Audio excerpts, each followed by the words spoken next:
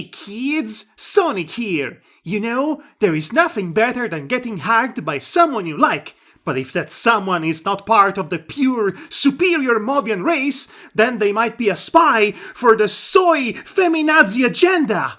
And that's no good. Now let me tell you all about cultural Marxism!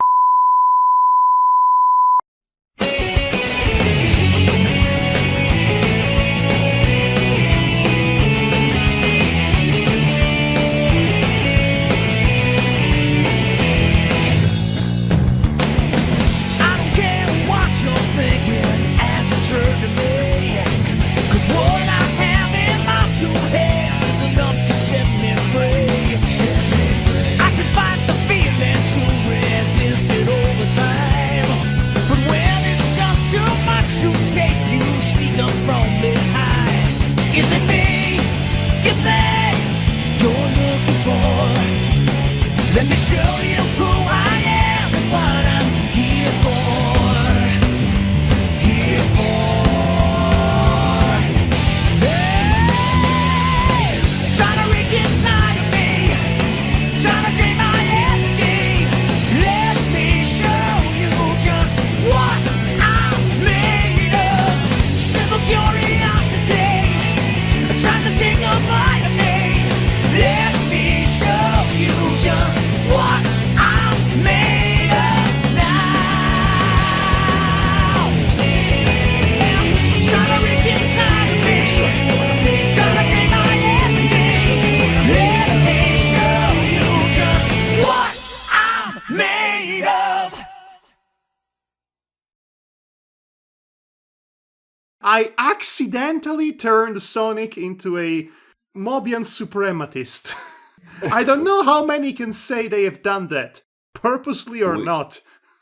Who is fighting against robo-communism? Sure, in his head, maybe. Okay. Okay, everybody, this is chapter 5, and I don't think it's going to get any better than chapter 4, but past me sure will try to impress you anyway. Yeah, he says better.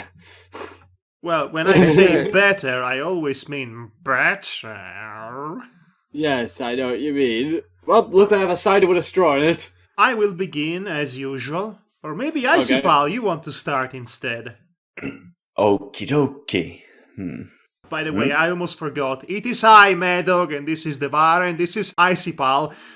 Matti is ditching us to watch the Academy Awards. His loss, really. And I say that without a hint of irony, by the way. We shall see at the end of this chapter our weekly, monthly, or whatever dose of Tales saga.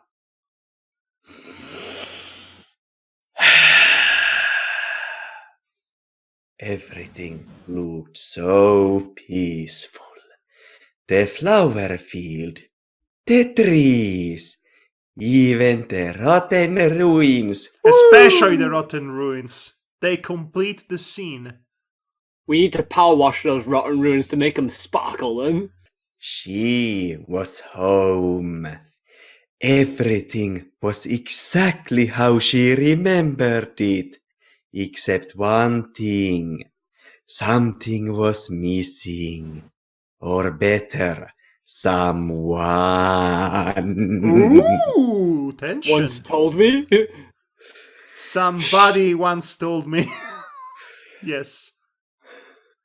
She was alone in that paradise. Alone. Alone.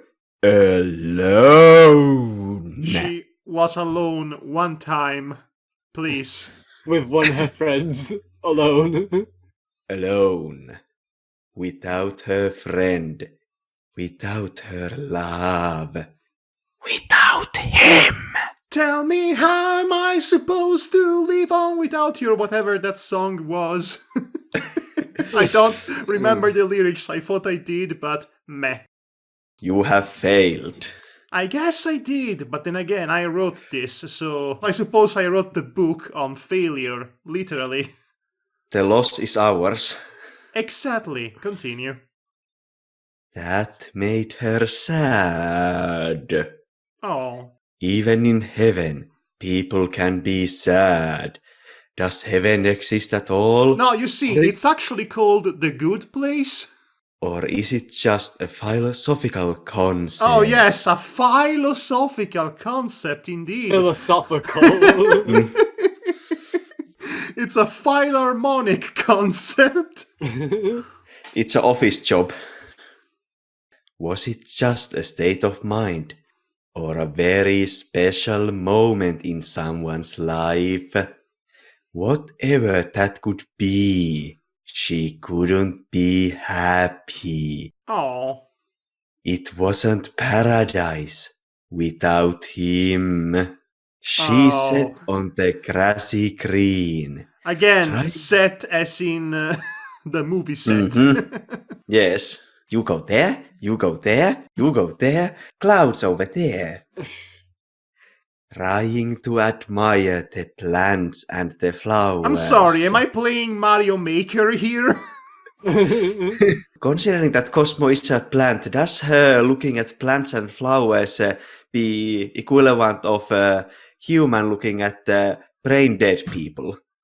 I'm going to cut that one. Trying to talk with them as she used to do, but to no avail. They would not respond her questions. They stood silent and lifeless. I thought we were friends. Plants, random vegetation, and flora. I thought this was supposed to be heaven where everything was okay. But it's not paradise. Not without him. And she feels so empty without him. Suddenly, her world started to collapse. A black nothingness was devouring her surroundings. Oh no, not a black nothingness. This look like big strong hands, don't they? In just a matter of a few scary seconds, she found herself engulfed in that void. Void! Segway! Din, din, din. That name tormented her. It was so familiar, yet she couldn't quite understand why. She knew it was important, somehow. Oh, Cosmo here doesn't know she has a baby boy. Yes.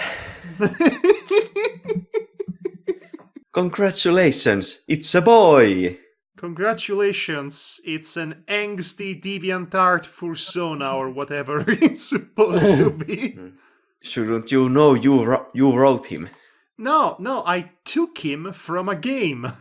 Yeah, Sonic Shuffle, to be exact. Yes, there are no original characters in the main cast. So you are saying that he already had a personality before you wrote him into the story? Oh, no. He had no personality whatsoever, so I gave him one. So in practice, you created him. Okay, so I guess I am his father as much as Tex Avery is Bugs Bunny's father, I suppose. He didn't exactly create the character, but he gave him the personality he is majorly known for. So, I guess I am Void's daddy? Which is such a weird thought to have in 2019. Congratulations, it's a boy. Oh boy. Let's carry on. Yes. She knew it was important, somehow. She was feeling numb and incapable to move. Then she saw them, herself and Tails, talking with each other. Since we don't have Matti, someone else will have to voice Tails. Oh no! Usually that would be me, but since we have Icy Pal here. Yes, Icy Pal, you will be Scandinavian Tails for tonight. I guess boy. I will be Cosmo because I've been voicing Cosmo since the beginning. Yes. Go get it, tiger. I'd rather not. Well, it's not like any of us have a real choice. Well, we could stop reading. Well, let's carry on, guys. We Okay. might as well. We started. Tails, you must stop Ix's Nagus at all costs. Her reflex was saying. That is an interesting way to put it. Maybe her reflection would be more appropriate for this. I guess she's moving so fast that her after image is talking to him. How? Tails asked. You'll have to fight against his servants. You'll have to fight my son, Void, so you know about Void. What is this nonsense? Is she seeing the future? Don't know. Maybe that's what the reflex is all about. It's a reflex from the future. I mean, Oh. this is clearly happening inside her subconscious mind, so the concepts of time, past, present, and future are as volatile as my patience with this. So, anything could happen. As you very well know, anything can happen in Tales. Yeah. Or maybe she has the magic mirror from Snow White. The real Cosmo flinched. Ugh. That name again. Wait, she had a son? She didn't know about it. Oh gosh, does Cosmo have a split personality too? They can start the club with Shadow. Between her, Mephiles, and Shadow, they will have enough members to found a quartet, I suppose. A barbershop quartet. So will it be Cosmo and Amsak? I see what you did there, that's nice. Very Thank nice. thank you. No. Also no. I don't know if I can, Cosmo, Tails sorely remarked. There is no other way. He is the design, the trigger that will unleash the Iblis, Nogus, into this world. Literally unleash the devil into this world. I wonder if those commas between Iblis and that comma between Iblis and Nogos is supposed to be there. Yes, I think it is. so. He must be stopped. You must fight him, Tails. No. I see. I'll do it for you, Cosmo. No, stop it. Thank you, Tails. Once this story will be over, I shall return to you, my love. Okay, we got another character that can just punch holes in the fourth wall. How is that thing even standing anymore? This isn't even technically a fourth wall breaking so much as it is a breaking of the mind of a character, so it's justifiable by the context. No, that's not Cosmo. The reflex. It's funnier the second time around. The reflex slowly turned its head to look at the frightened Cedrian in the eyes. Its features changed and its face assumed a monstrous form. I shall return to you, my love.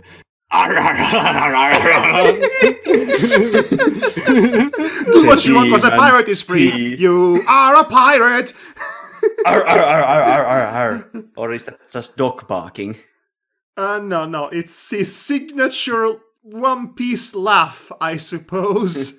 The demon teased.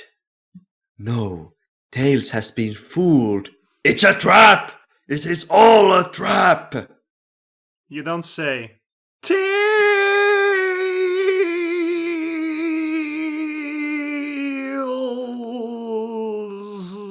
Tails! Exclamation point, exclamation point, exclamation point. Cried the desperate plant girl. But it was useless. Nobody Because it was wet. Wah wah. Nobody would have heard her pleads. Nobody would have heard her Pleiades. Oh. Her In pleads. the crystal prison she was locked in. Wait, I think it was all about plants and grass and other nice stuff. Now it's a prison? Yes, you see, the illusion is breaking away as soon as she realizes what's actually happening.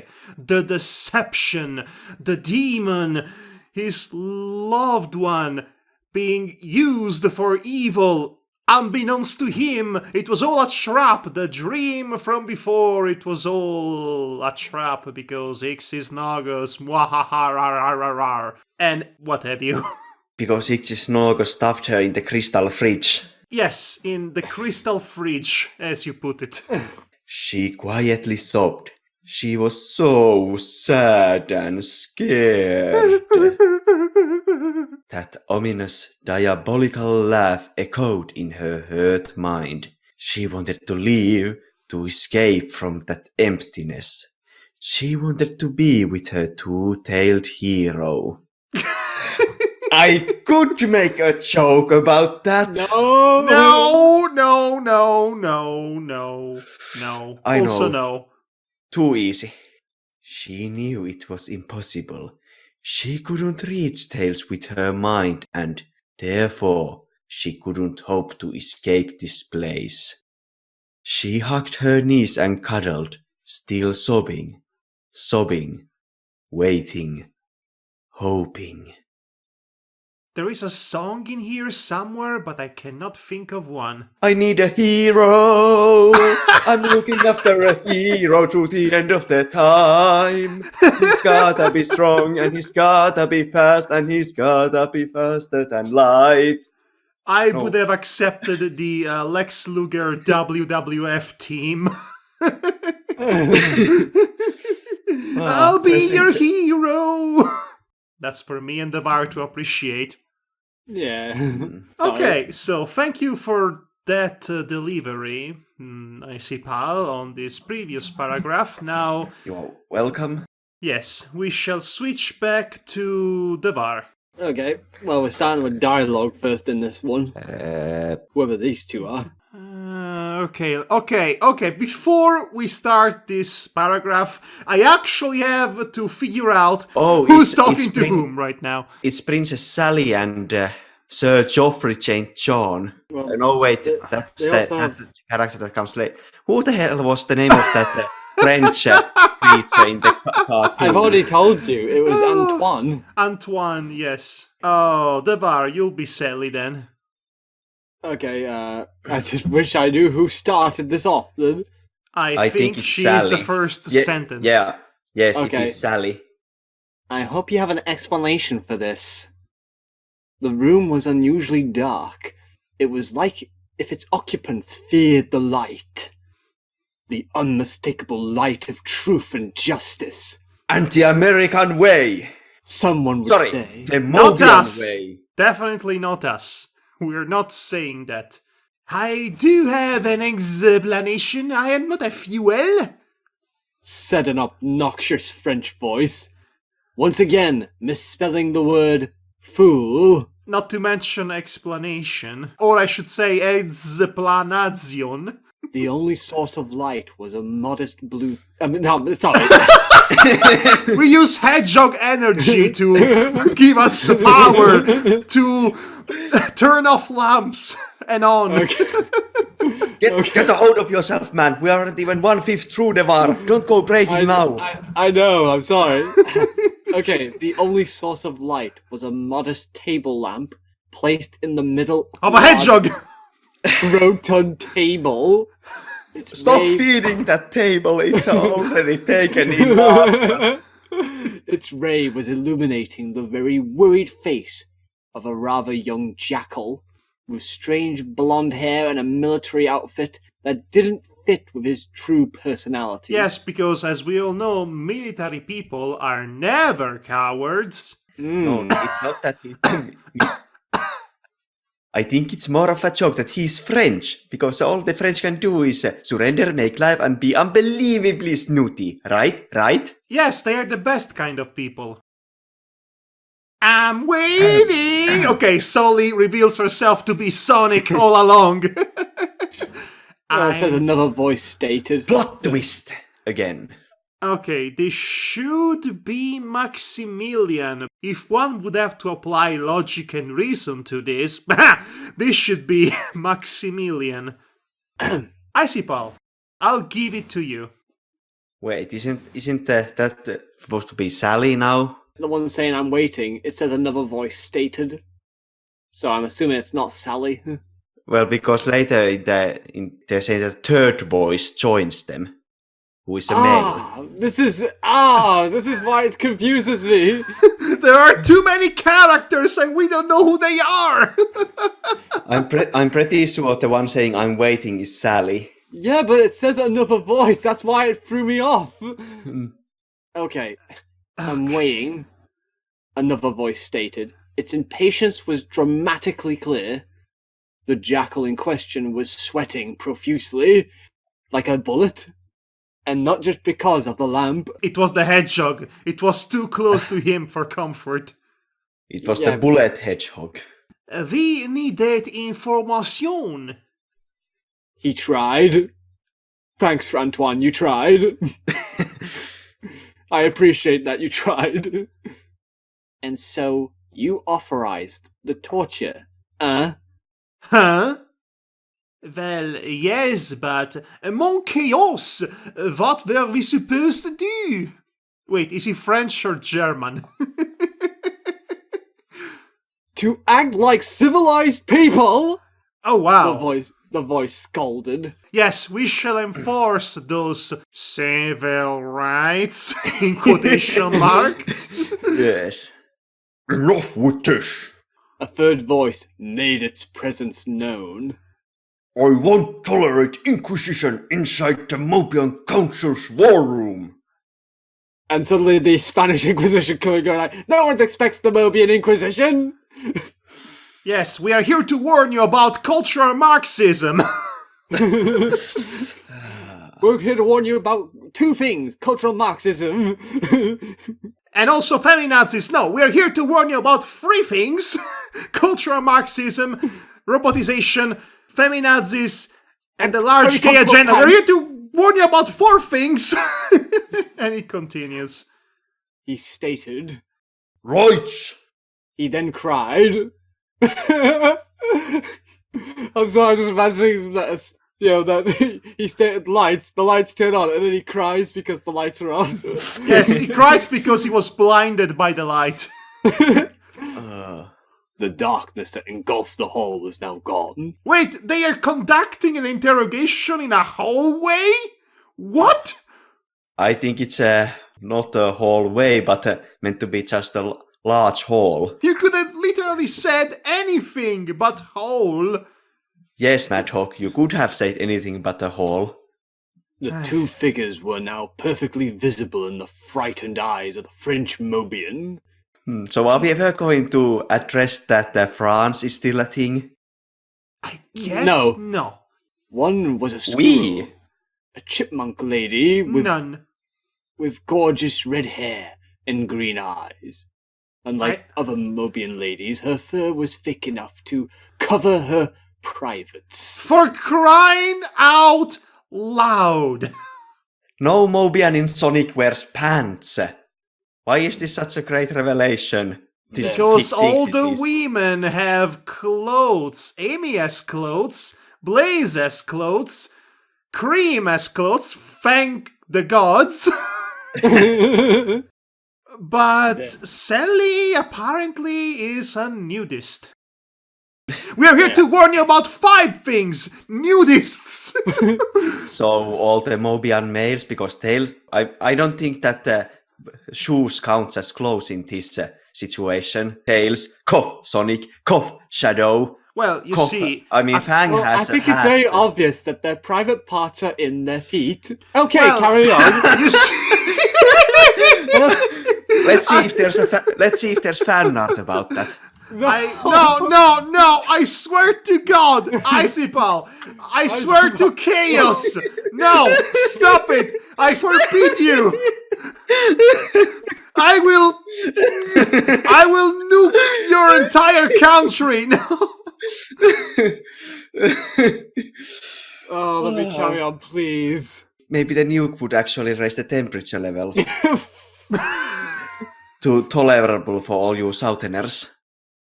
Therefore, she only wore a blue jacket and nothing else. Oh my god. She was clearly not amused by the sudden interruption of her inquisition. Nobody expects!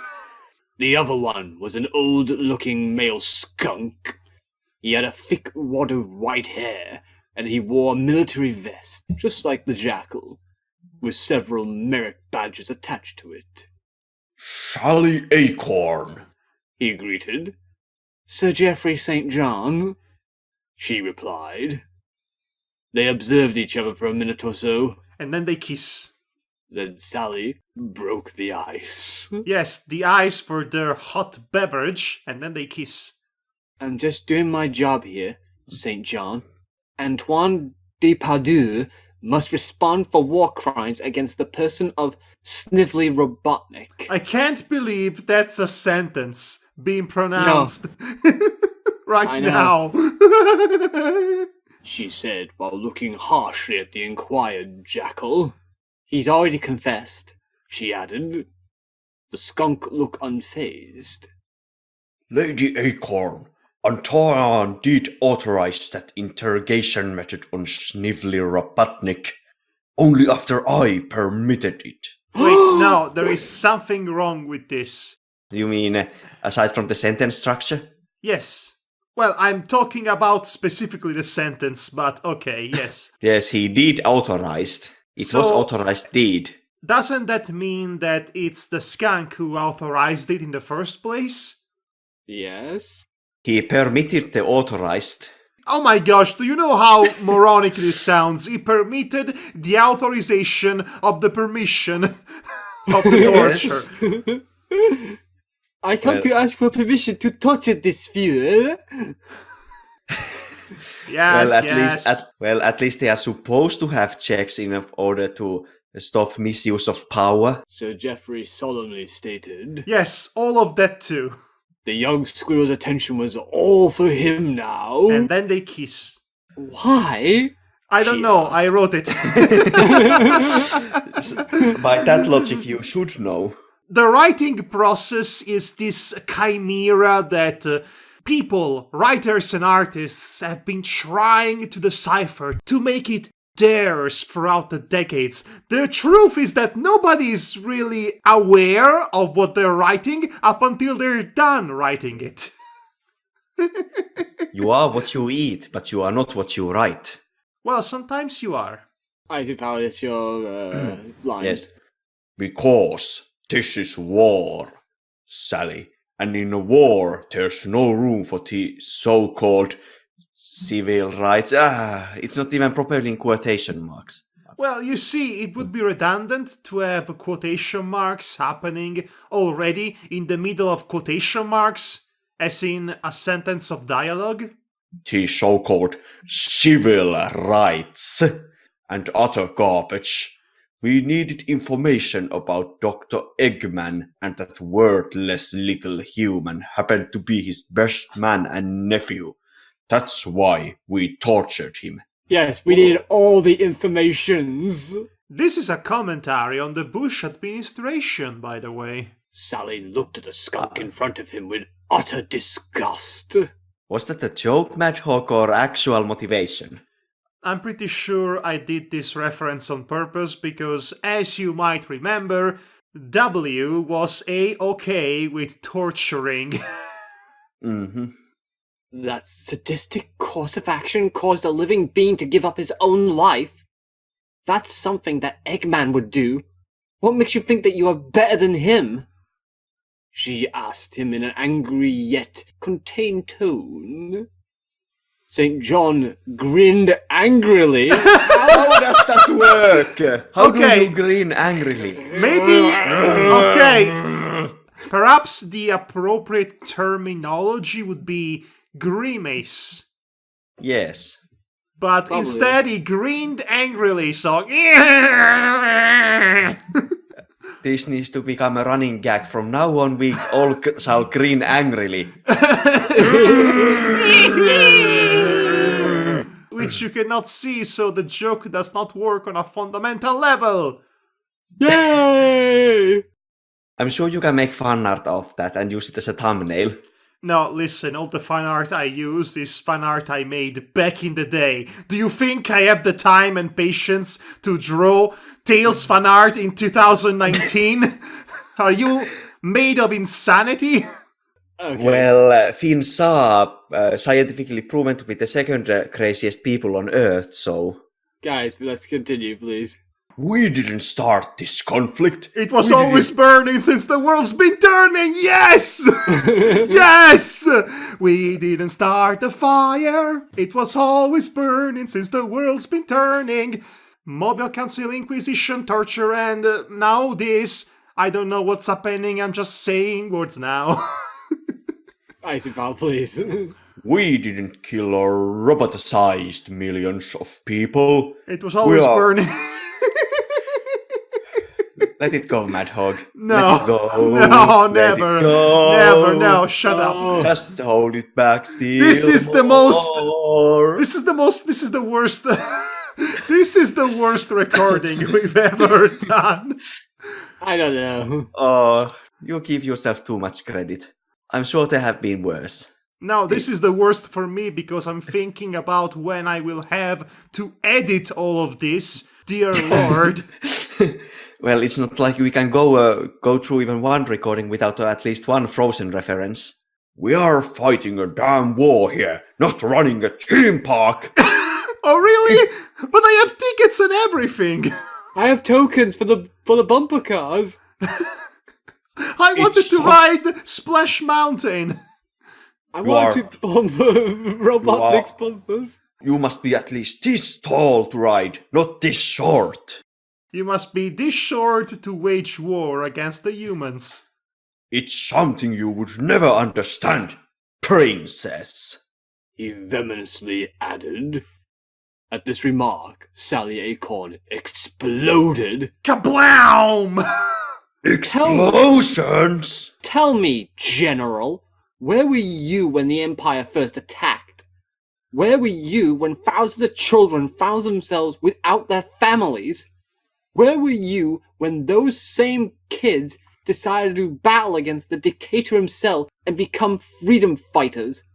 Tell me where the hell were you when they were fighting and dying for this country? They were dying! Their hair, their fur pink for this country! Mm-hmm. Sally, you were so close. Sally was on the verge of tears. Tears of rage. Blood! No, I knew it. Tears of rage and distress. She knew what her soldiers have gone through.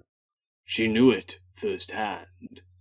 For a moment her mind fixed itself on the image of her beloved, adopted son, kneeled in front of 3 self-made graves, mourning his recent losses. Wait, who else died? Cosmo The house. died? Oh yes, Cosmo and the parents. Yes. And the house. The house does not get a gravestone because there was no corpse to bury. It burned down, you see. Sir Geoffrey was taken aback by her outburst, and it bothered him the fact that he didn't have a proper answer for those questions.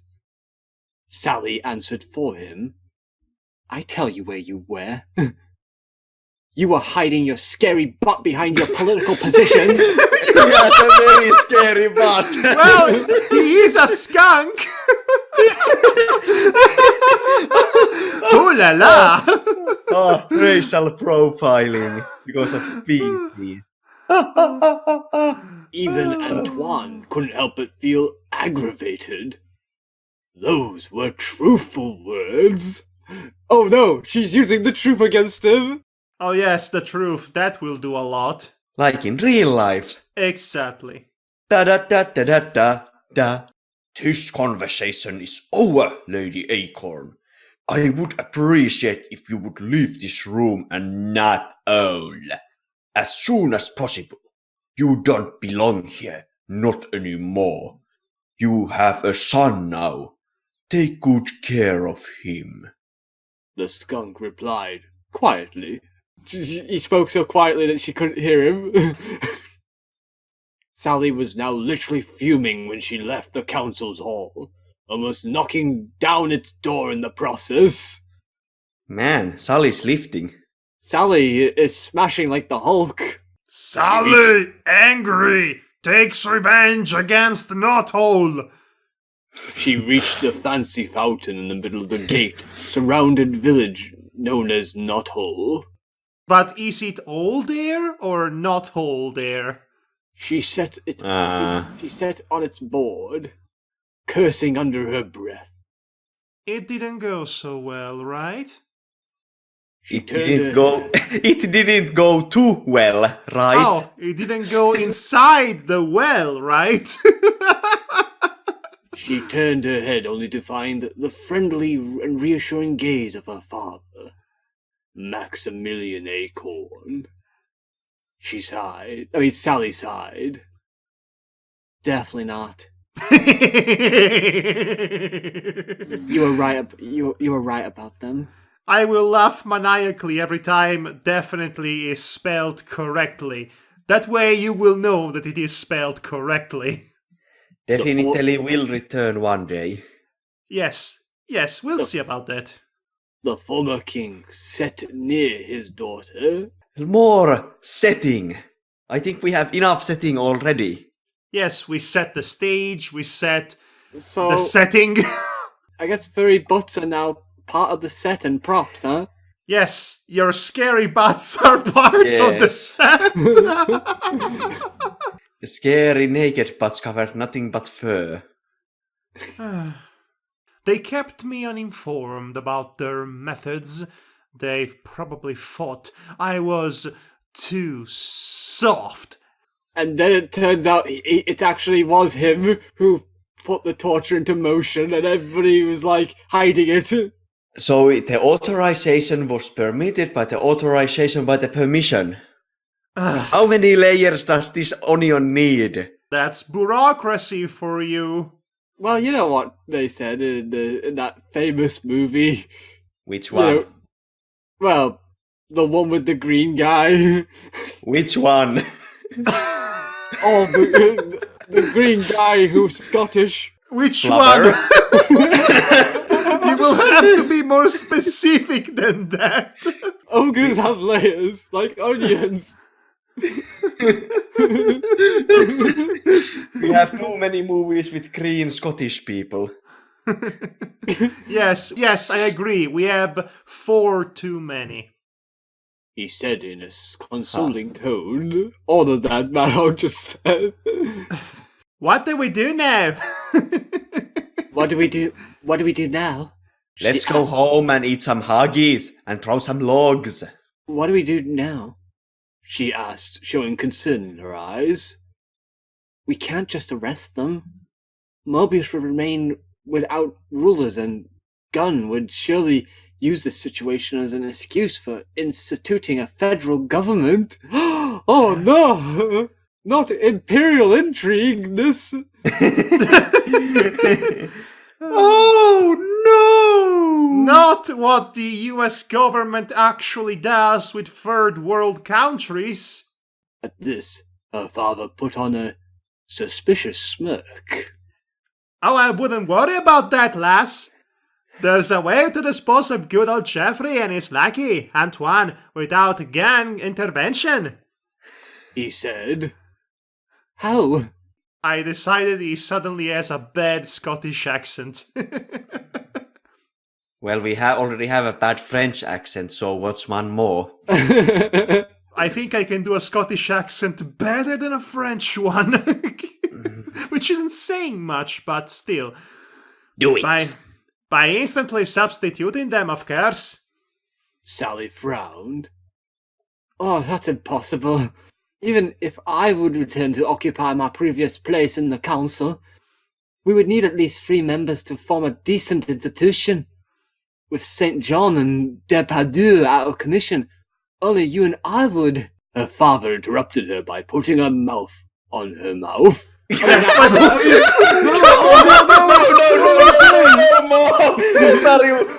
Devar, what are you saying? Don't we Devar! have already enough incest in this? Why are you Devar, revealing your secret fetishes? what is wrong with your head?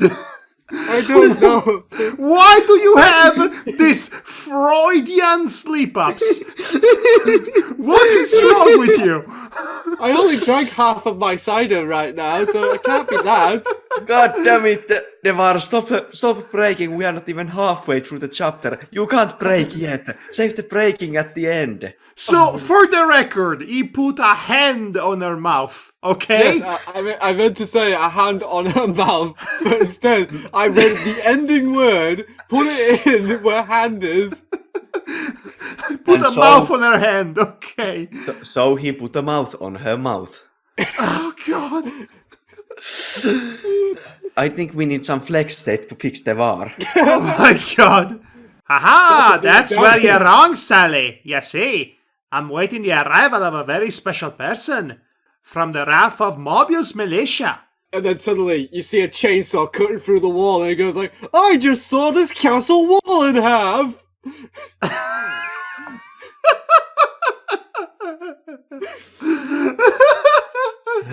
Okay, so somebody, a very special person from the Once wrath told of me- Mobius militia is coming to solve all of these issues. Yes, all the problems. With a chainsaw? He muttered, not quite under his breath. The girl's eyes widened in amazement. I think So- Devar's voice has become 20% gruffier than it was before. So, the rumors were true. Yeah, where were the rumors? Where are the rumors? They Where are, where do are the truths? rumors come from? they are in true. His father did secretly make... Wait, his father? Oh, wait, maybe Maximilian's father? I just accidentally misgendered her. Oh! It's the fault. It's not Madhog's fault. It's English fault for having gender-specific pronouns. Italy is even worse like that. We do have gender-specific pronouns, but we do not take into account the possibility of lack of gender, which is what the they-them pronoun is used in English. Yeah. So once again, it was all Italy's fault. God damn it. We did formally invent fascism. Okay.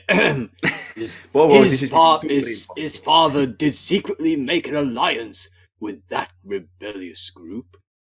But why? And why this person he was waiting for was so important? Okay, we cut to outside the village. Let's set the scene. All the scene, let's set it. Devar, you were voicing Bunny Rabbit. Yes, we need that southern accent. Okay. I'm telling you, hun, I'm awaited by old King Max himself. And I am telling you, Robian, that I don't believe you. Bunny Rabbit, despite being an alpha-robotic, full-trained fighter, used to be the sweetest person in the world, always ready to help and comfort whoever would have needed it. There was, however, something that she didn't tolerate. Impolite people. They truly made the teenage rabbit angry.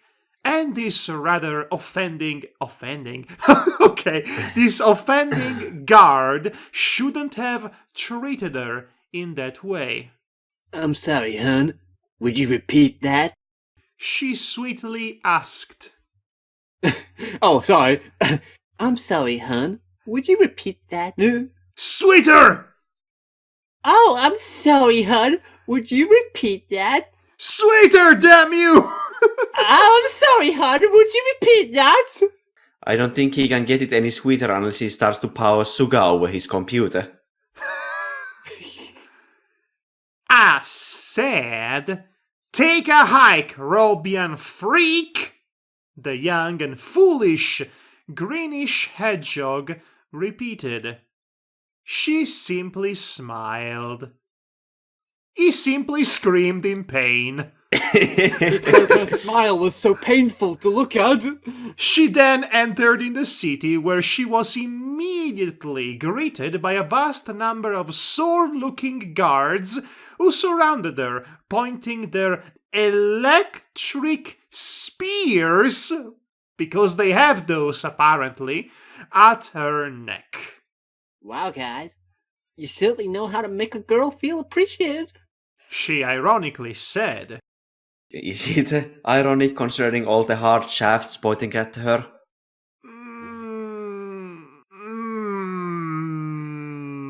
Moving on. Okay, this is a god, so... what have you done to Manic? Manic? Yes, it was Manic. He's a manic, out of control. That is your one and only Sonic Underground reference. Oh yeah, You know- that guy.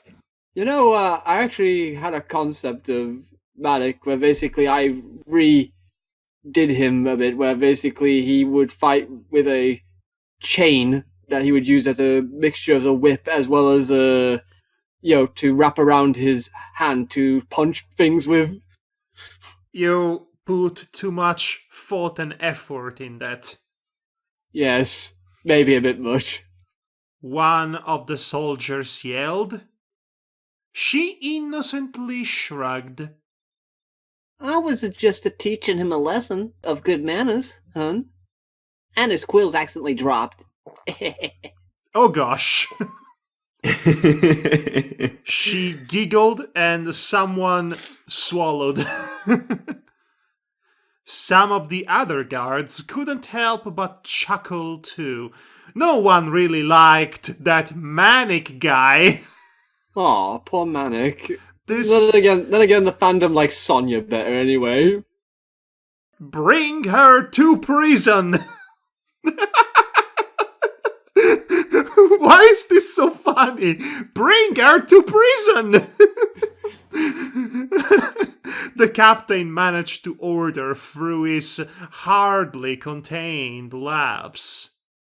Not funny, complained the now bald hedgehog in the distance. Okay, this was a slightly amusing paragraph. Yes, a tad. Just a tad, but sometimes that's all you need. Okay, next narrator. These are remarkably short paragraphs. The hot, sandy wind was definitely getting to his nerves. Now he knew. You don't even know whose nerves it's getting. No, I laughed because definitely is spelled correctly. I established this already.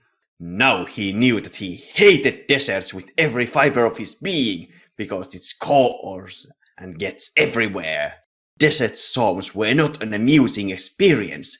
The merciless sand through his quills, the knowledge that opening his eyes would have meant a permanent damage in his Wait, viewing can you sight. repeat that? Can you repeat that, please? The knowledge? Yes. The knowledge that opening his eyes would have meant a permanent damage in his viewing sight. In his wee-wee sight? Excuse me? I heard that too. A wee wee side. Yes, I think you meant viewing. that's what I said, viewing. Sorry, it's just your accent. I think that's why Madhog's laughing. Are you making fun of me accent? No, I'm no, sorry, don't but put it on. just the way you said it, the wee-wing sight. So, oh my god. Yes, compared You to his all add other sites. this story has already so many misspellings as it is, but your own personalized additions in between you saying wee-wing sight and the bar mouth-on-mouth action. This adds so much to the proceedings. Yeah, because it all happens in layers. Layers. Can't we just go back to the scary butts? No. And the fact that his soul-proclaimed Virgil guide had disappeared weren't making his day any better than before. A few selected words crossed Knuckles' mind. and none of them could have been repeated in a civilized society without risking public lynch. Wow, that really sounds like a civilized society. Yes, it is full of the civil rights. Then again, a civilized society was the kind of society that used to publicly lynch black people at the beginning of the 20th century. Yeah, now these days, in my area at least, Now, these days, a civilized society has white supremacists running over black people on a car. I was gonna say that in my area at least, civilized society consists of someone putting a polite notice of, say, that if you let your dog poop on the street sort of thing outside this house, we're gonna send CCTV footage of you to the council and shove that poop into your letterbox. That's actually one of the most sensible things to do. I'm not kidding. I'm not kidding, folks. In my area, someone put a public notice like that. Don't mess with West Yorkshire. Yeah, pretty much. We kind of don't like people. Yeah, you don't like people. No. Oh, gosh, never mind. Yes, those people, those nasty, disgusting people with all of their scary butts and mouth-to-mouth action. And all of their weaving side, too. Ugh. Okay, let's carry on. Why the hell did I start following that motherfucking phantom? Why didn't I call the Chaos Damn Ghostbusters instead? Damn that Sonic and his jokes! They're contagious! Well, I guess it's good to know that Ghostbusters survived the apocalypse. Well, at least it survived long enough to be casually referenced by the 90s mascot. This was actually his most rated E thought. I don't think the swears can be considered part of the E movement, but okay. Rated E for excessively angry echidna. I was going to say rated E for explicit. Alright. The utter thickness. No. Yes. We have scary butts. Please do not make them thick with 2 C's. Oh, this sand is so thick, you guys. The utter thickness of the sandstorm, united with the fact that the echidna was forced to cover his face with his arms, didn't help him notice that giant stone door right in front of him until it was too late. The stone door was too thick. And his own fists were too thick. Knuckles' form hit the door unceremoniously. Angry like hell, the now redder echidna broke down the stone barrier with his huge namesakes, with his thick hands.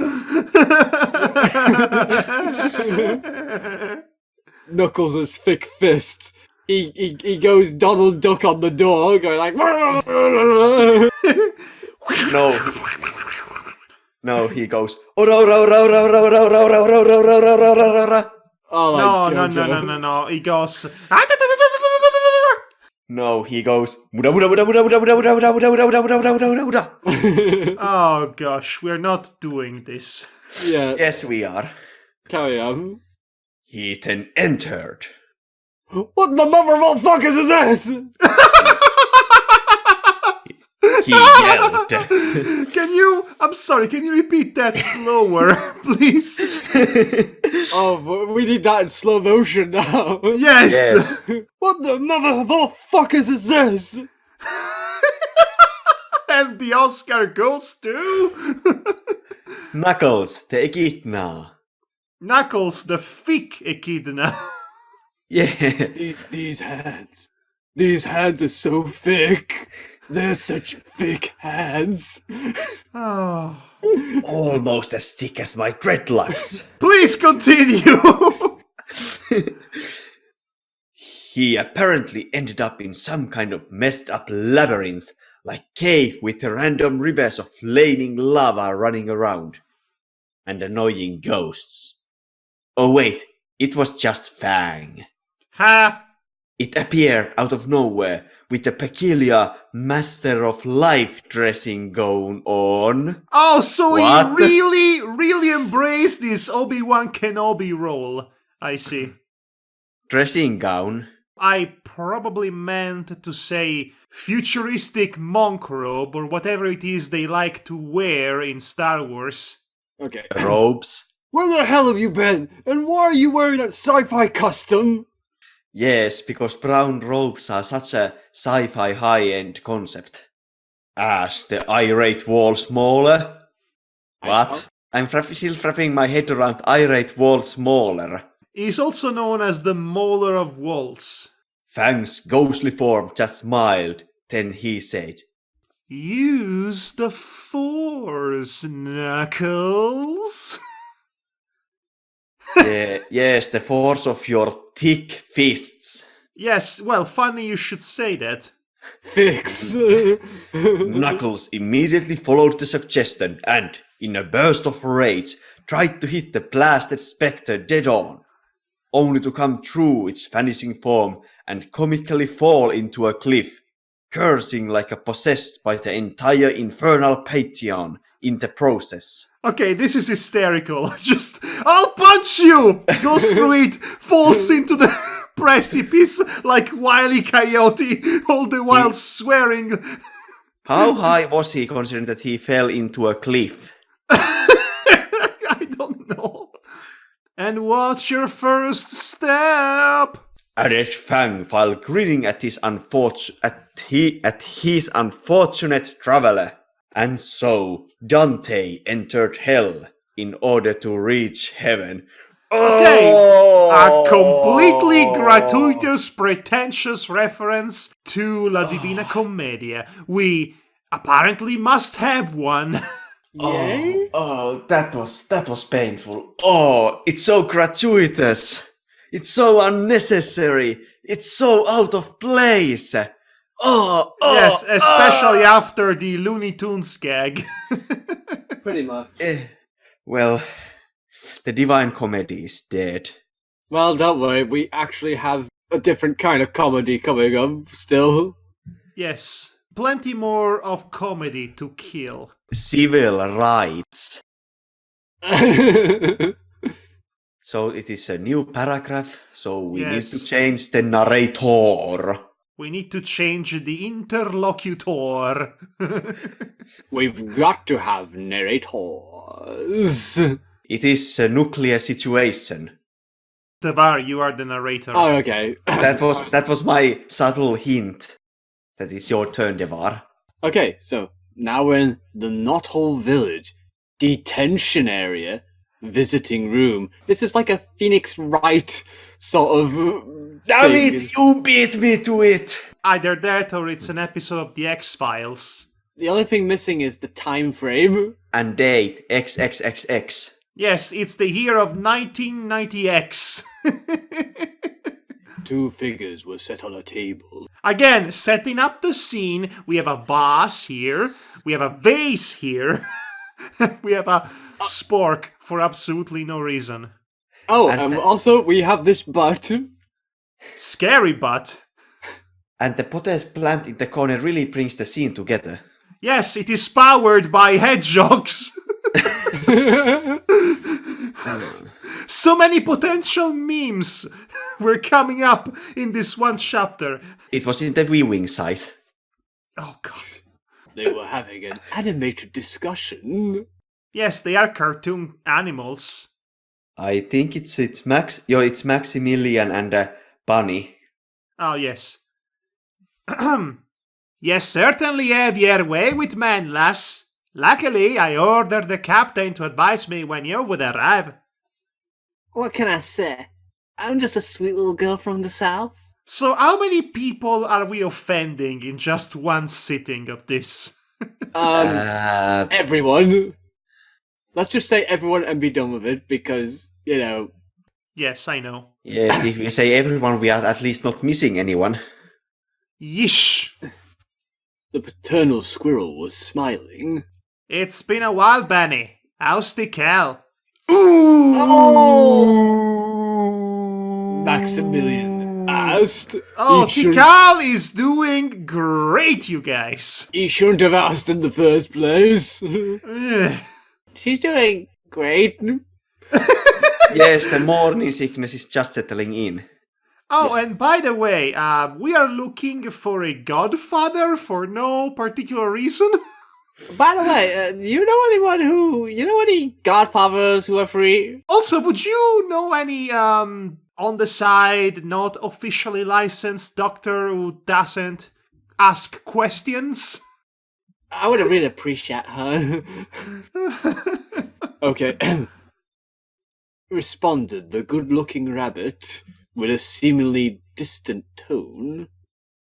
The former monarch could say that she wasn't doing that great, but he wisely decided to avoid the argument for his own sanity, I should say. Thank you. I know you have a message for me. He casually said. Bunny caressed her broken rabbit ear and sighed. She had indeed a message for him, but it bothered her the fact that she had no clue of what it meant. She dismissed her inner argument and politely fulfilled her duty. Tikal says the substitute has arrived. I wonder what that means. You've been drafted into politics, Bunny Rabbit. Congratulations. And now, good old Max, or Max Hun, as Bunny loved to call him. You know, that can be easily misconstrued. I know, right? Oh, just wait until you get to the end of that sentence. Was grinning happily like a libertine inside a bordello. What did I just read? What did I write? Why did I write this? You wrote What is this libertine inside nonsense? a bordello. I played too much of Super Paper Mario. That's the only explanation. I'm thinking about dementia's crazy analogies, and I want to make my own crazy analogies that don't connect with anything at all. Alright. The Robian rabbit seemed a little taken aback by the chipmunk's reaction. And She by that pretended- analogy, too. She pretended to feel shivers on her roboticized left arm. Why? You can feel shivers on the rest of your body. No, you see, it is a reminder of the dire situation she finds herself in. Well, it's done It badly. is a subtle nod about her questioning her mobianity, or however you want to call it. Is everything okay, Max Hun? Oh yes, Lady Rabbit. Everything is going to be just fine. Yeah, there's fire everywhere between the two of them. Just fine. He said to the bewildered girl while standing from his seat, and to Bunny's shock, politely inclined before her. He's a chair, okay. Is it gonna be mouth against mouth on this one? No, no. I'm glad you cut off there. Jeez. I think it depends entirely on you, Devar. She was left speechless.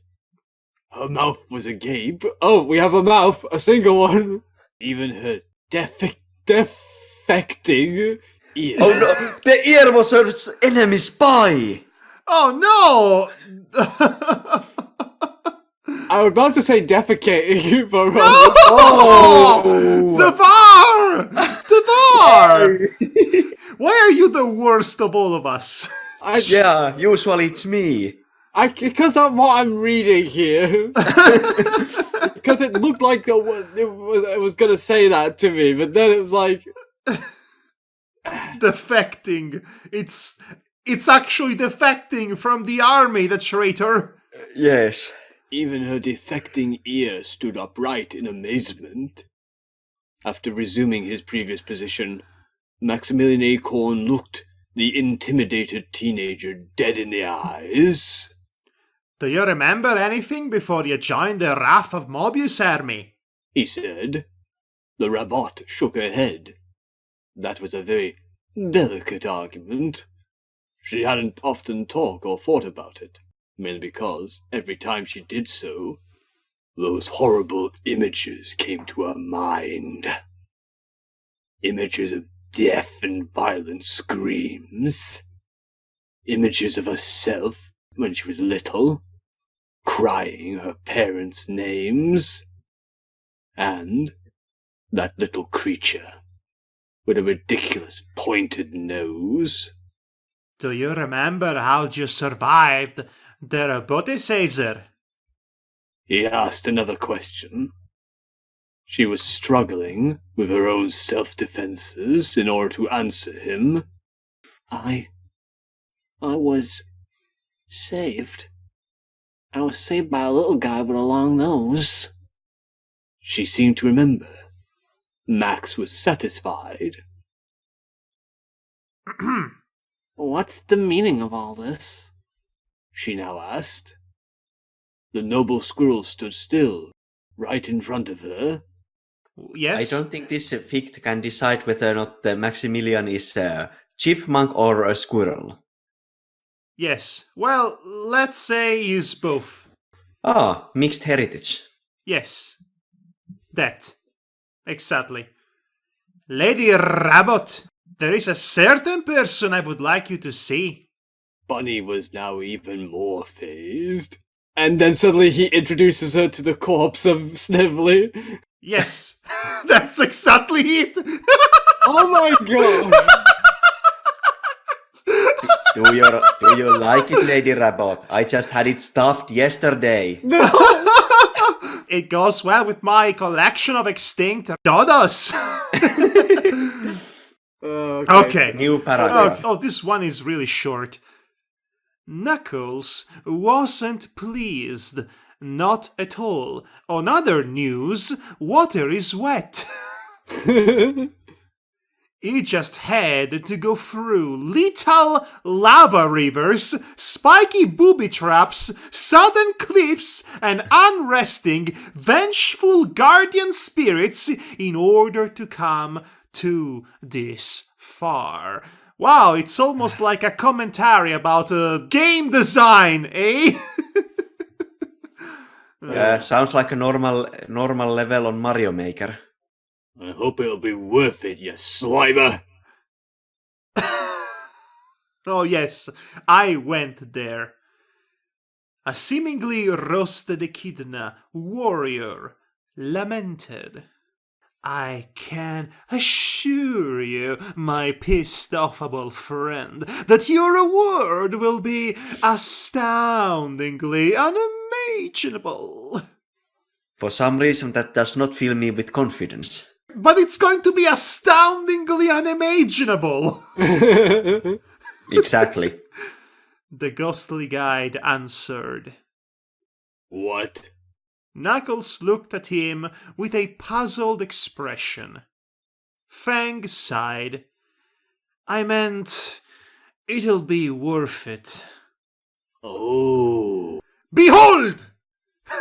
A random wall opened himself. Wait, what? Wait, the wall is a male? Oh, wait, I must have accidentally misgendered the wall. Probably fearing Knuckles' reputation. Okay, that's funny. Revealing an enormous ancient chamber behind it. The Red One looked genuinely surprised and marveled by such a sight, a wee-wing sight, if you will. He turned his head over his unreliable traveler. The wall's alive! We're rich! We can make millions of it! Okay, sure. We've got to have rings. What is this place? What is this place? I hope this is Sonic's blood. He demanded to know. I was referencing Girl Chan in Paradise, actually, but okay. The sniper turned his fluorescent head too and stared at his unwilling companion with evident glee and excitement. More than usual, I mean. This, my friend, is where everything began. The supreme legacy of your kind. The only place in which all the universe's chaotic energies came and go from. The place where the powerful Chaos Emeralds have been created. Behold! Hidden Palace! My man cave, do you like it?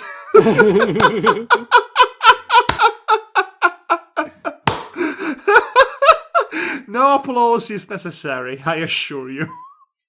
If only. That was an ironic slow clap. Yes, it's still unnecessary, I assure you. Hidden Palace, everybody. There's a giant banner hanging from the pillars that says Hidden Palace. No, it's the Hidden Palace zone from Sonic 3. Okay, let's carry on, guys. Stupor wasn't quite the proper word to describe her feelings in that moment. Sadness, shock, rage, and regret. The four horsemen of Wholesomeness. I was going with depression or pessimism. Could have been more appropriate words to define the troubled emotions that were crossing her youthful heart. There he was, on a surgeon's stretcher, the dead and visibly mauled body of her savior. Wait, he's been mauled after he killed himself? No, he's been mauled before he killed himself. They tortured him. Yes. Right, okay, it's just that, They were very violent and thorough with him. The tiny body of a man, a human, who's been a vermin for his entire existence. Whoa, what's it, Bunny? Your racial supremacy is showing. Except when he rescued her from fatal demise. Fatal demise! Fatal Demise! That sounds like a dumb 90s game. The stupid arcade beat 'em up. Or a song for a heavy metal band. It's too cheesy for heavy metal. His face was almost unrecognizable due to the scornful insomnia he suffered and, of course, the numerous beatings. Yes, that too. The nose, however, the long, pointed, ridiculous nose, was unmistakable. You could tell who it was when the blanket was over him. Oh no, Devar, no! Devar, always, it's always you, isn't it? Always you. You made a joke about rigor mortis. You should feel ashamed. It's his nose. I don't Yes, think but you know what the nose means in this context. Yeah, it's his nose. Oh my god, Devar. I think Madhog is thinking something far dirtier than you and I. It sounded like you were making that kind of joke. It is the kind of joke I've specifically seen before in terrible comedies. So...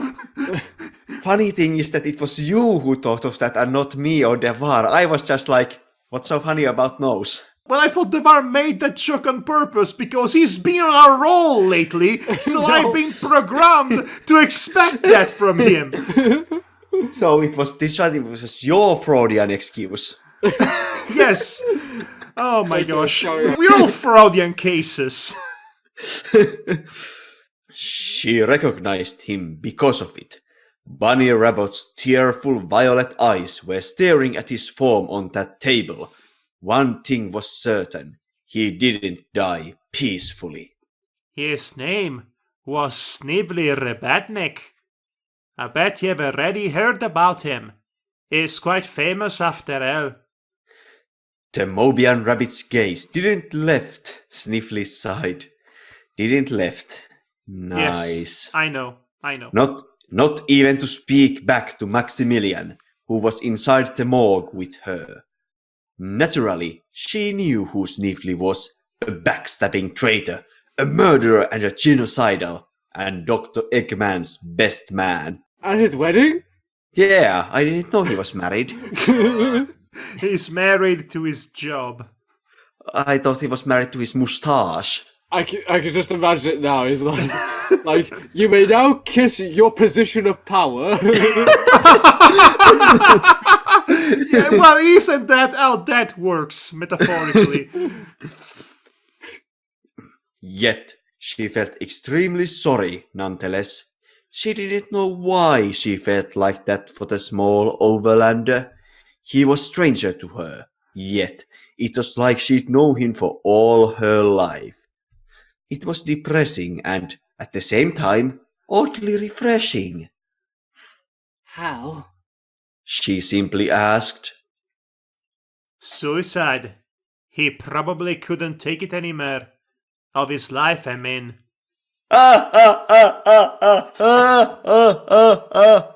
It's not that funny. I think he's just using the Titus laugh as a joke laugh. It's an ironic laugh. Yes, but still, Because that's it's how- completely unwanted. It reminds but- me. It reminds me of that one video on YouTube where basically someone replaced the canned laughter of the audience with Titus's laugh. That sounds like something that would drive people insane. Well, the Maximilian's Devilry make it sound like Office Life was meant to be punchline for a joke, It kind of was, wasn't it? answered Max Hun. She felt even more miserable now. Bunny, for some reason, he decided to entrust me with something very important. Something that was meant for you. For the first time since their arrival in the morgue, Bunny turned her head away from the corpse to stare into the old squirrel's eyes. What is it? She asked while disposing of her tears. Of blood! Yeah, disposing of her tears, like they had to be recyclable.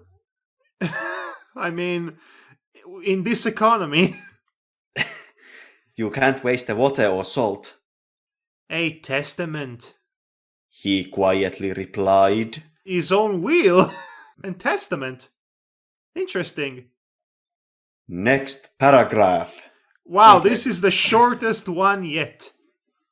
The chamber was immense and drastically old, to say the least. I had The to, very least. yeah, at the very least. It had The immense. very least.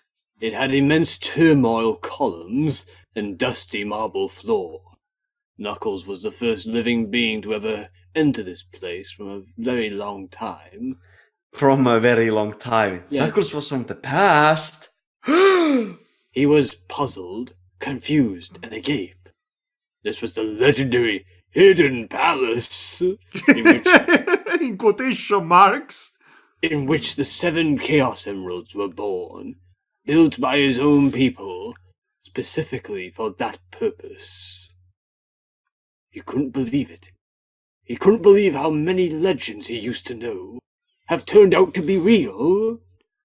He couldn't believe this majestic place to be situated on this crazy floating island. Ahem. I think it's finally time for me to explain a few things about this place. The now utterly appreciated Phantom Guide told it to his amazed traveller. The echidna was all ears, if he had any.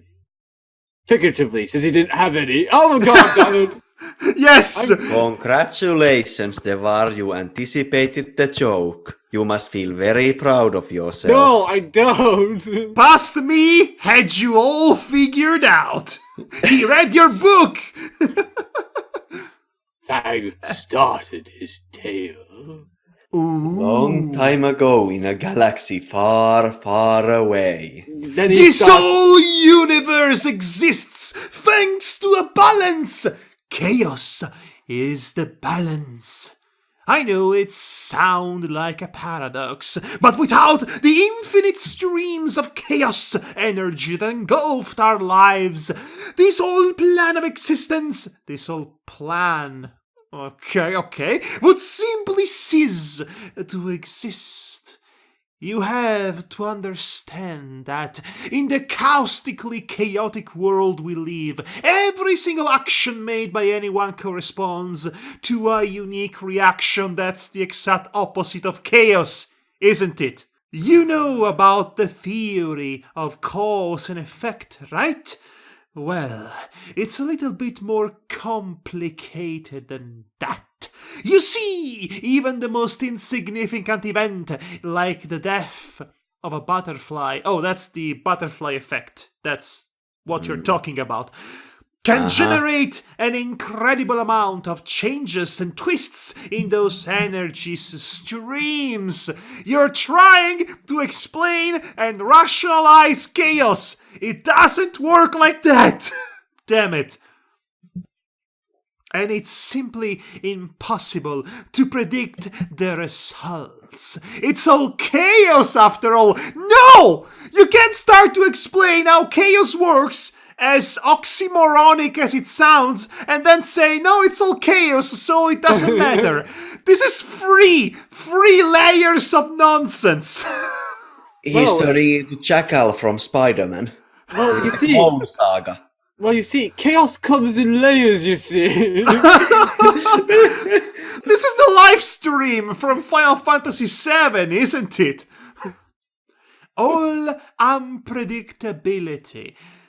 All an uncomprehensible mess that we are not bound to understand. I want to take this exact quote and put it on this fan fiction. Like, All an incomprehensible mess that we are not bound to understand. I love it. yeah, Okay. you know, like those, like you put on the cover of a DVD, Mugs. Yes. The tagline for this fic.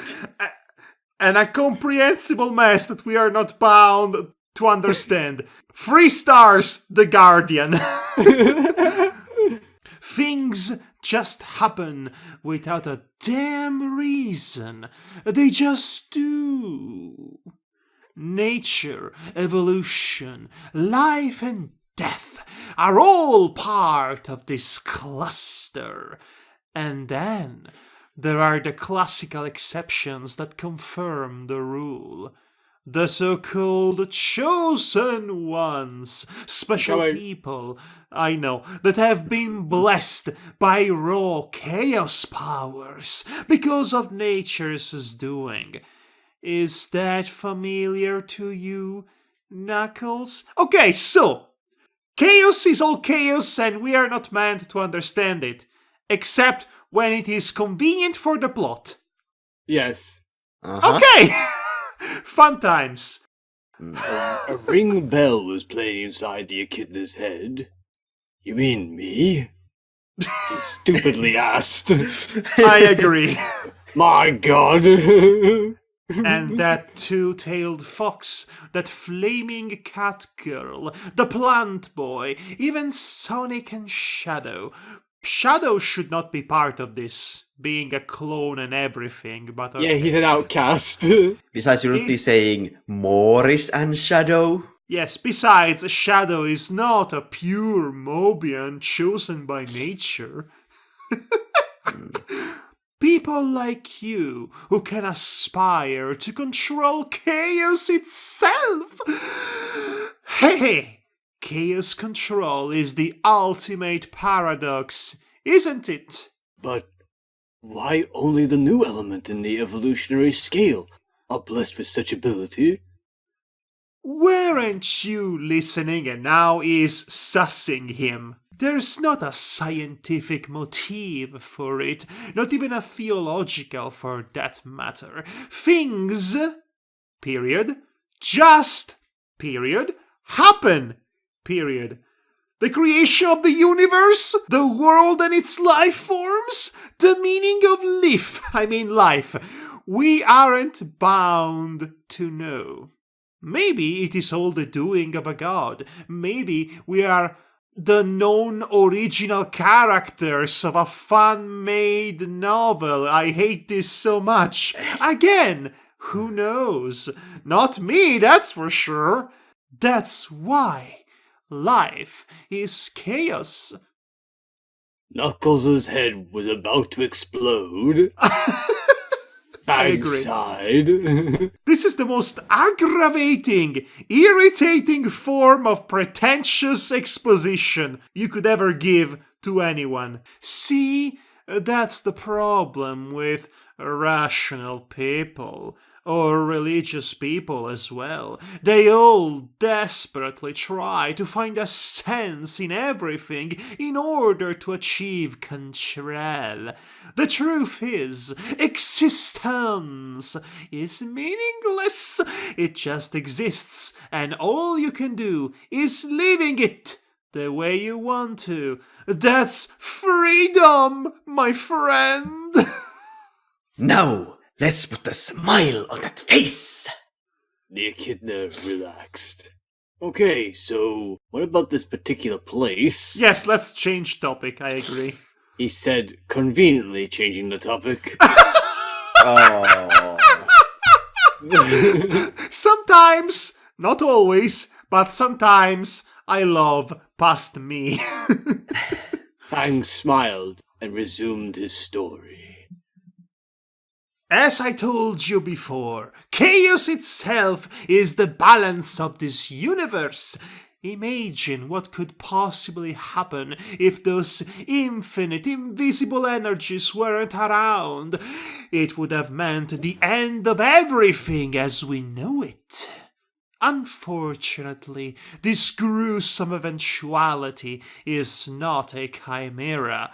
At least, not in this world. All because of the humans! Damn those humans! Their lust for power and cultural Marxism and control. The reason behind their wars, the control over everything, the annihilation of arbitrary freedom, and the endless possibilities with the possibilities and the possibilities. And therefore, the end of Sonic Unleashed, I mean Chaos itself. The 7 Chaos Emeralds were the ultimate and daring answer to that foolishness. Mystical gems embraced by several Chaos energy lines, the incongruent attempt to control chaos. It makes me tingle all over in order to defend it from its enemies. Quite the paradox, isn't it? In order to accumulate the necessary energy for the emeralds to work, the mages that have been selected for this task needed a lot of power that they didn't have. Therefore, they had to gain more of it. In the unnatural way. Tantric rituals.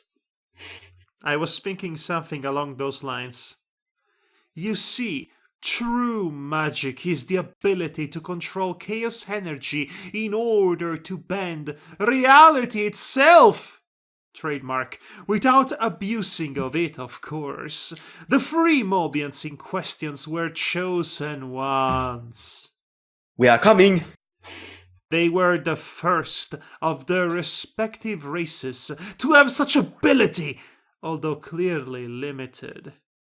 As I told you before, their descendants naturally inherited that capacity, just like Tikal and most of the echidnas. However, their natural powers weren't anywhere near enough to summon enough— my gosh, this is going on forever— to summon enough chaos energy to feel those gems. That's why they needed a very special device in order to achieve their goal. Exposition.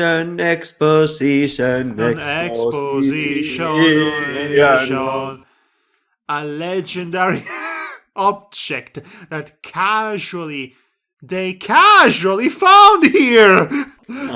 Doopy-doopy-doo, just walking around. Oh, what did I step on? Incidentally or accidentally found. No, they casually found during their afternoon stroll or something. They found this legendary item in the same manner they would find $10 on the street. Yes, on Angel Island, a place so messed up because of its great amount of chaos energy. They built this sacred structure, the hidden palace, around this peculiar device. They adored it like it was a god. As a matter of fact, it's the closer thing to a god. It's the miracle stone from which chaos itself is spread upon this world. The mother source of the chaos emeralds. The Eye Drumroll, of please. Terror. The Eye of Argon. It's Oh. drum roll, please.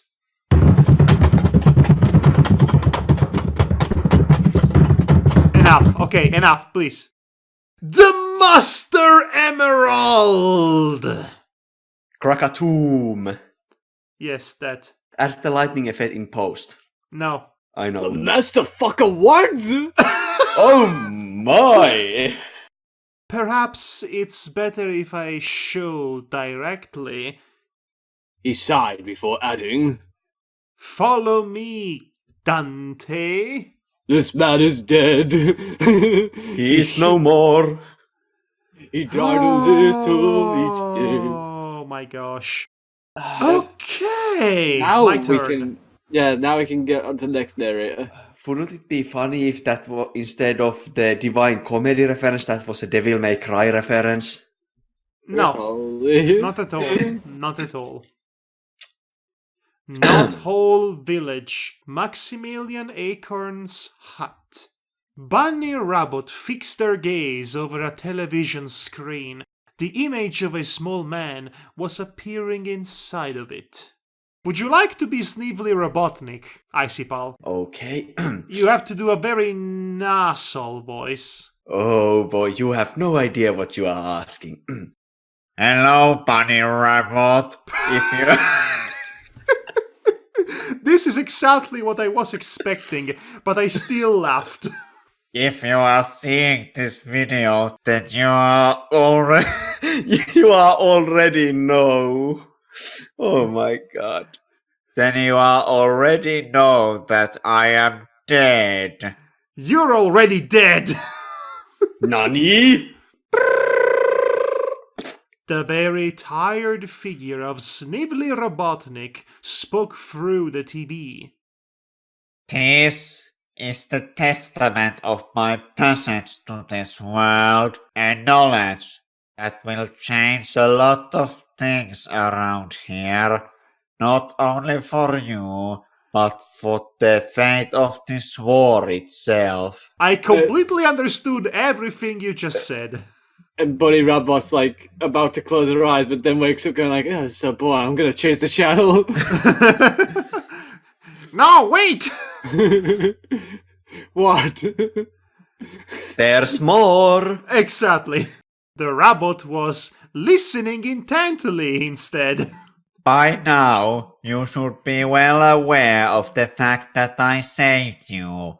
That was probably the best thing I've ever done in my whole miserable life.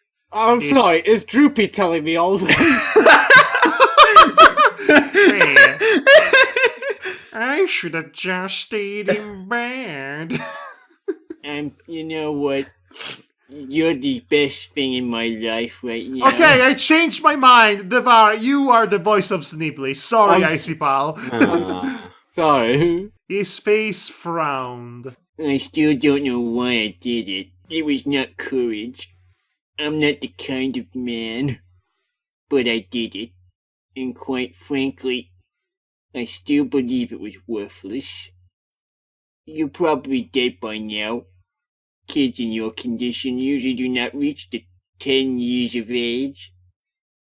But if you did survive and reached adolescence, then congratulations. Congratulations! Congratulations.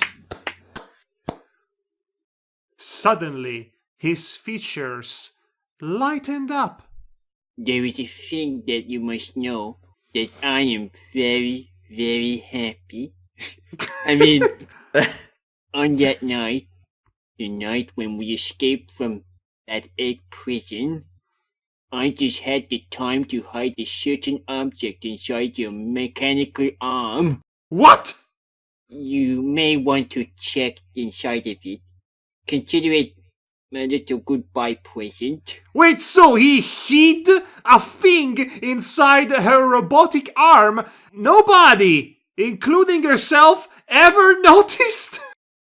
Apparently not. With this device, you can steal the powers of other robotized people and take down Eggman. once Superpower and for all. robot! Mega Man! Superpower robot bunny. Superpower robot! Bunny robot! Yeah. Okay. A baffled bunny looked down at her own arm in amazement. Wow, I never noticed how shiny it is. The Snively on the screen was still speaking. I won't live long enough to see you again, but I trust Sir Maximilian to giving this video to you. If you're still around, of course. You know, I love hearing you talking like that, but Why? you're even harder to understand than Matti with this.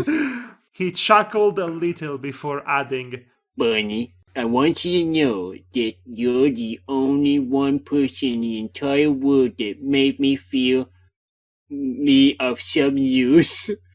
Feel me of some use. made me feel me of some use.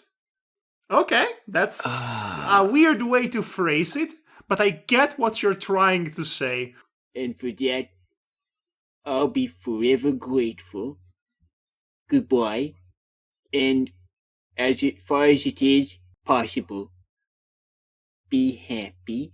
Oh, so sad. Poor Snively. He deserved better. And the television screen turned blank. The teenage Robian was openly crying her eyes out. Someone put an hand on her shoulder in a consoling manner. I see, pal. Would you like to be a Scottish man? Well, I can try. During his imprisonment, he used to confide me everything.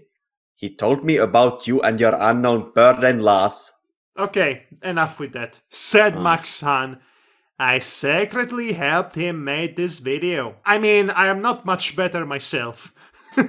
She took his hand in hers. See, Devar? Hands are where they are supposed to be, and so are mouths. Okay? Yes, I know. It was just actually my mind and tongue, okay? Yes. You know, I think making people read this fanfiction might reveal their true personalities. This is a personality test. Nah. Hey, in this reading, I'm the only one thus far who hasn't had any kind of Freudian slip. No, you've been consistently horrible. I appreciate that. Exactly. You may praise me now. No. But, Max Han, what's inside of me?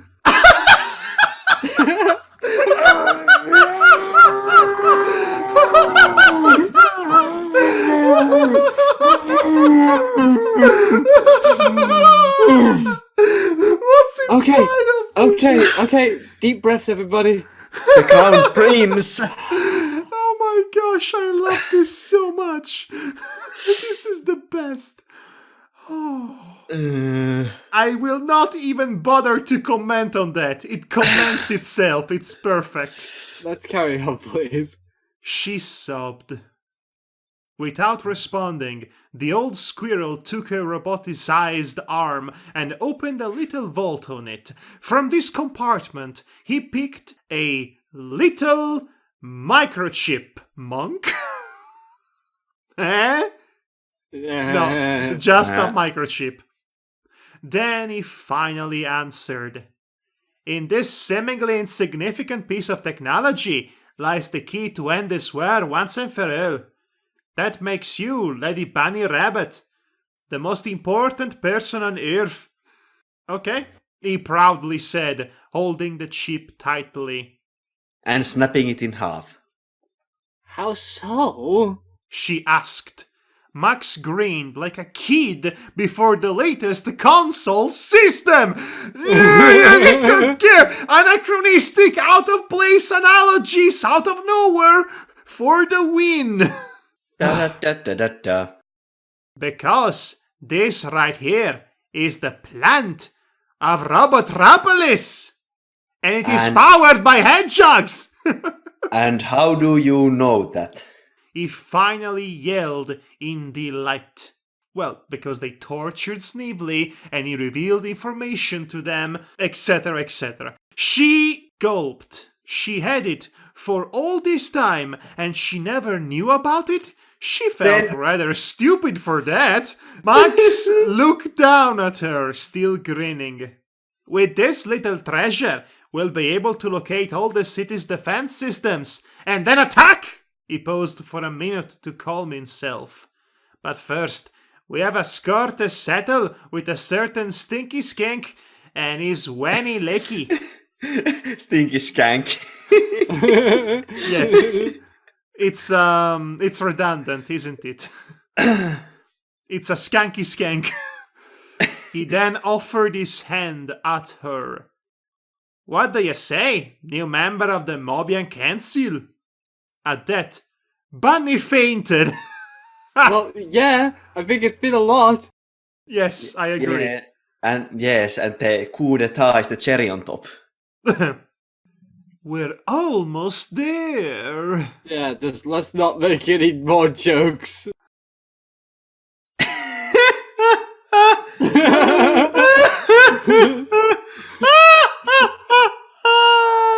Boo. Oh, I would like to know who the fuck projected this house of madness. Projected! It is all an illusion! Why there are some bloody stairs? Perhaps they didn't want anybody to find it. Duh. In order to arrive to the highest floor of the palace, Knuckles had to climb a 100 feet tall granite column. Luckily, being an echidna, his spiky hands could afford him of some rather good climbing ability. With their thick spikes. Yes. That. Dem points. This place has been clearly built by echidnas, for echidnas. Racial supremacy! What a glorious echidna race! Once he reached the peak and saw the questioned floor. Are you having trouble, Icy no. Pal? Nah, not worth it. The former wall smaller now. Granite columns Thrasher, his pointed namesakes left some remarkable signs, tried to retain his breath. But to no avail. What he saw right in front of him left his lungs completely empty. I'm dead. An old altar, a mighty and ominous shrine partially covered by vegetation. On the top of it lied the most beautiful and gigantic jewel in the whole world. The Eye of Argon! No, it's the call!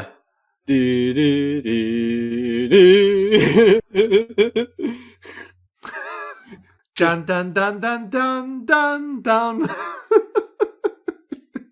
Knuckles' first instinct was to grab that prized piece of heaven. I wouldn't do that, Knuckles, if I were you. I like how, it like sets the mood for this by having Knuckles fall in love with this gem and now he wants to grab that prize. But wait! Continue on. But Cosmo already informed us that heaven is a very lonely place. Without him, it is. Sell it and live the rest of his natural life as a sheikh in some remote Middle East country. With an harem and some slaves, of course. Yeah, wow, slavery! Oh wow! I didn't know this was the Rising of the Shield hero. I was even going to make a harem joke, but the fig beat me to it. Then he decided otherwise. Sometimes being perfectly logical and rational could be helpful. Didn't we just spend half the chapter telling how it is not a good thing? It is You know, you bring up an excellent point. Don't listen to me. don't listen to this fanfiction. The palace didn't have a roof, therefore the sunlight would have given to that gem the proper respect. Okay. The proper reverence. It looked like one of the Chaos Emeralds, except for the fact that it was green and 10 times bigger. Suddenly, Knuckles felt a funny feeling in his head quills. He put a hand in it and pulled out his purple emerald. It was glowing, probably excited to see its mother again. As if on cue, the Master Emerald glowed in response. Fang reappeared beside the confused Echidna. It was explanation time! Okay, I love it that even the fanfiction is becoming aware about the walls of exposition. Kind of like how Kingdom Hearts 3 became aware. Yes. Can we just put this on 6 times the speed and just speed over it? No.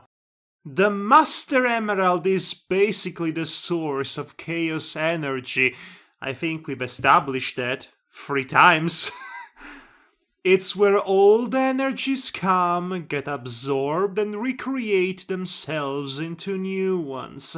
It is thanks to it that things like evolution, nature, life, and death are allowed to exist. It's the circle of life itself! I think you're overselling it a bit much, Fang. It's the circle of life! And the Chaos Emeralds are made with just a figment of its power. Fascinating, eh? No, He said. not really, no. The unwilling Dante scratched his head. Let me get this straight. We all exist, have a natural life and death. Because of that oversized jewel? Fang smiled. Knuckles the Echidna, may I present you Chaos! Or God, if you're the religious type, I don't know. Knuckles' mouth was agape. But how is that possible? The ghost. Chaos! The Don't ghost question it! That's the entire message of this chapter. The ghost rolled his eyes in annoyance. Do I have to repeat that speech about the "we are not bound to know" and "life is chaos" thing another time? No, please, let's not go. For back what there. we know too late, the Master Emerald could be a simple device who randomly manipulates chaos energy, or a sentient entity that does things on purpose. Either worthless philosophical theory you like more. The point is that without that rock to keep things balanced, this whole universe would blow himself up. Did I just gender the entire universe? Yes, you did. Okay, let's just leave it at that. I agree. Yes. The Phantom dismissed. You are dismissed, narrator, creator, writer. Interlocutor. The baffled Echidna stared at the majestic gem in amazement for a few minutes before asking the only one question that truly tormented him. Tell me, how did they transfer the Master Emerald's energy into those jewels? I am not the right person to ask that topic, I'm afraid. It is the first time for everything, Fang began. But fortunately, I just know the one. Because of course he does. He's Mr. Exposition. He Mr. Exposition, gone, give it to ya. Mr. Exposition gonna give it to you. He gestured Knuckles to follow its ghostly lead, and the Echidna obediently did so. Okay, let me take a look. Oh, well, look who's back in the story named after them. When the X-Tornado landed... Gonna give it to ya. When the X-Tornado... No. when no. the X-Tornado Yes. gives it to you. We're all going to hell. I mean, it could be worse. No. When the X-Tornado landed nearby the Knothole village. In the Which is Great not all Forest. there. Let me wipe the spit off my monitor. In the Great Forest, its two dizzy passengers were very happy to descend from it. I'm trying to think of who this one is. It's Tails. It's Tails. Okay. I will never do that again. Wildly muttered a messed up Vulpine while dropping his own pilot's goggles. Sonic, on the other hand, That was Mondo Extremo! the walking catchphrase lives again. Once recollected their thoughts, the two of them started walking toward the village. They've been greeted by a bald hedgehog. Hey, hi, what's up, bud? Stress? Or are you a Buddhist monk? Well, I guess it's nice to know that Buddhism survived the apocalypse. Inexplicably. Sonic joked. Well, I mean, in the Bastard 2 exclamation points universe, yen survived the apocalypse. For some reason, they use yen as money in the post-apocalypse. In the Okay. post-dark fantasy apocalypse, might I add. Well, probably because they printed because it's such a low value money, they had to print so much of it, so it managed to survive. Don't even try to bring rationality into that. Okay, let's continue, guys. Ha ha ha ha ha ha ha ha ha ha ha ha ha. Freaking hilarious! You can't enter anyway. Replied Yeah. Manic, the unfortunate gatekeeper of Knothole. He never learns his lesson, does he?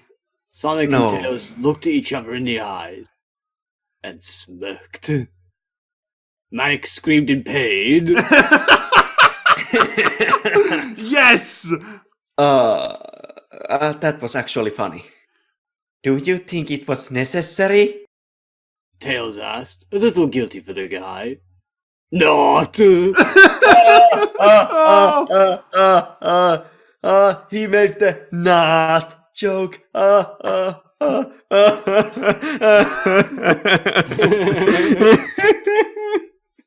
Are you done? Yes. Okay. Are you sure you don't have anything left in the tank? Please, let's continue. Yeah, Always- well, now his body's fur matches the air. The carpet matches the drapes, you could say. But he didn't have any hair. Precisely. So now he's totally naked. Yes. Yes. Oh my gosh, now he actually needs pants. I like to think that beneath all the fur he was wearing the typical underwear with hearts on it. Yeah. Once the two friends and freedom fighters entered the village, confusion and agitation greeted them. I'm so angry, but I don't know why. A few screaming persons were the main reasons of that. They could clearly see a very irate old skunk and a tearful jackal being escorted, or better, forced into the local prison by a group of short-tempered guards. Cool! A brawl! I wanna be in, but you are in, Sonic! Everybody's in Smash Brothers now! Yeah, I mean, Except for Luigi. Yeah, well, everyone that matters. And And yes, Crystal. including the piranha plant. and Crystal is not in either, even though she's a trophy, declared the easily excitable hedgehog. His two-tailed companion rolled his eyes. Roll. Tails!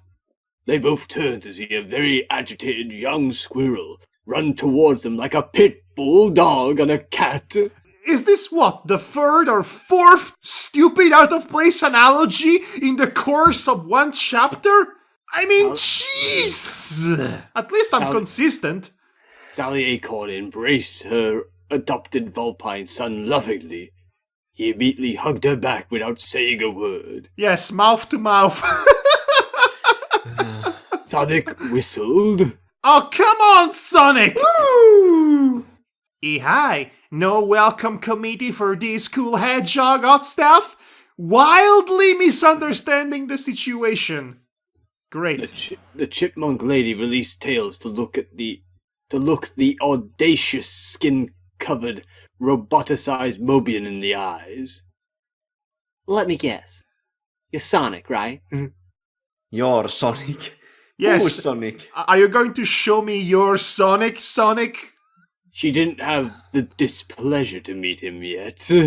Ah, yes, the tick Sonic. The would-be lady killer seemed amused. My, our reputation precedes us. He said, adopting his legendary British accent and a regal pose. I don't know if it's legendary yet. Well, I guess the British also survived the apocalypse. Yay! Come to think of it, a lot of things survived the apocalypse. Both Sally and Tails rolled their respective eyes, then looked at each other. Tails, I have some great Sally, news. I have some bad news. They practically talked in unison. Okay, that was good. Good work. Good job, guys. Without even trying. Okay, this might be my favorite paragraph in this entire chapter. What's this? This is a pool. I can fucking see that. What the hell is it? Utility?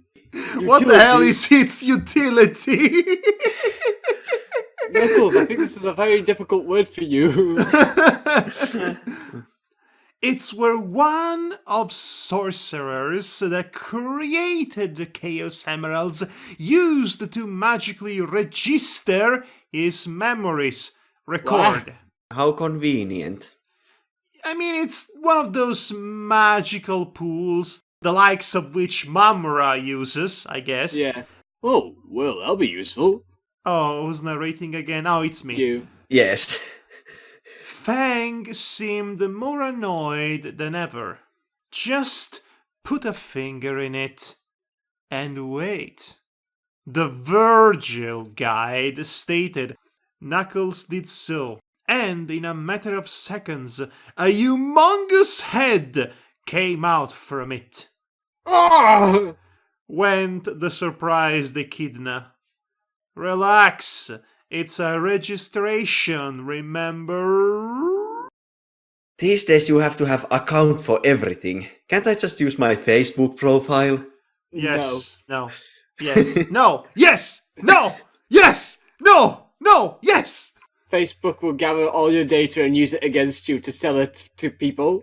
The giant head was all red, except for his muzzle, and it had dreadlocked quills. He was clearly an echidna, an old-looking one too.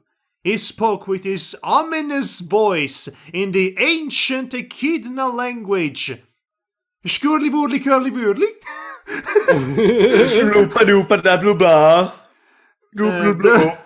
Therefore, only another echidna like Knuckles could have understood him.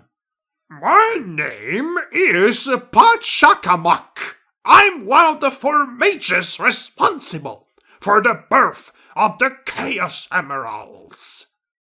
Wait, weren't there only three? The younger viewer asked to his spectre companion, who just shrugged, pretending to be oblivious about the whole situation. Oh, so now he shuts up. Yep, now he shuts up. The floating head above the tiny pool continued his speech. We've been the selected ones for this task. We needed the power of the Master Emerald in order to succeed, but we couldn't just take that energy. That's why we asked. That is why we asked for his help. And in doing so, we almost doomed the entire planet. Knuckles seemed reasonably worried at this. If only we didn't try this madness in the first place. If only we dropped that absurd idea of creating those damned emeralds. She would still be alive? She? Who's she? Asked the very puzzled Echidna to no one in particular. Because Fang sure was not there at this point. Listen to me carefully, current chosen one, for this shall be nothing less than the truth. The truth about the genesis of the emeralds, and the truth about Iblis himself, the powerful entity known as Ixis Naugus. And now, Knuckles' body was shaking in great expectation. That Ixis Naugus, I'm gonna punch him! And that's the end of chapter 5. Oh my gosh, thank goodness. Ooh, we are halfway there, boys. Oh, Yes. halfway there. Hey guys! Would you like to know about some deleted scenes? Deleted seeds, is it gonna take long? Is it going to be more? Is it going to be more funny than painful? That depends on your definition. Because you see, I mentioned that I rewrote this story in my spare time. I may or may not have added a certain scene between Tails and Sonic specifically occurring in this chapter. It's a completely pointless scene, and I think it does more harm than anything else, but I couldn't help myself because I thought it was hysterical, so it had to be included in the final version. So it's not as much as a deleted scene as it is more of a added scene at a later draft. Right. So I just have to bring it up now because I have it in my file, in my original file of this novel.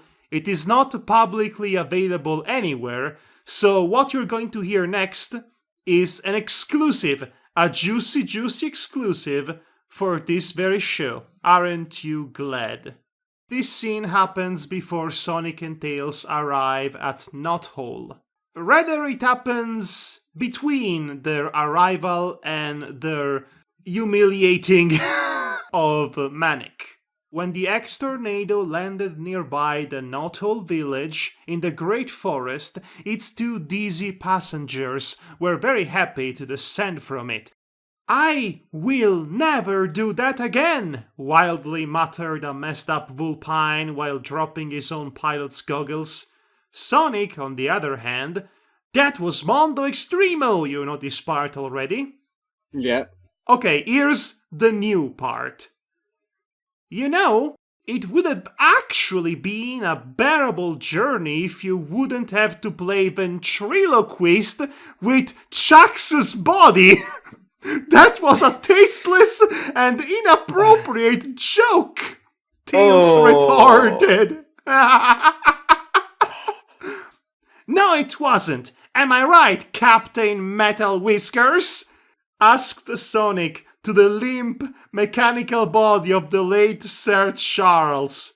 "Arr, give me treasure, matey!" answered the corpse. "I am not making any of this up. Well, technically I did, but back in the day, not right now." Captain Metal Whiskers? That's beyond disrespect. And why a pirate? Asked the Kitsune, seemingly missing the outrageousness of the whole ventriloquism over a dead body affair. "Because pirates are mondo cool," replied the hedgehog. "Yes, they are. Hey, laddie, I got a question for ye," spoke the improvised talking puppet. "Aye, aye, Captain. What would you do with a drunken sailor?" "I don't know, Captain. What would you do with a drunken sailor?" I would cut open his stomach with me hook and feed his interiors to the shark's army mateys.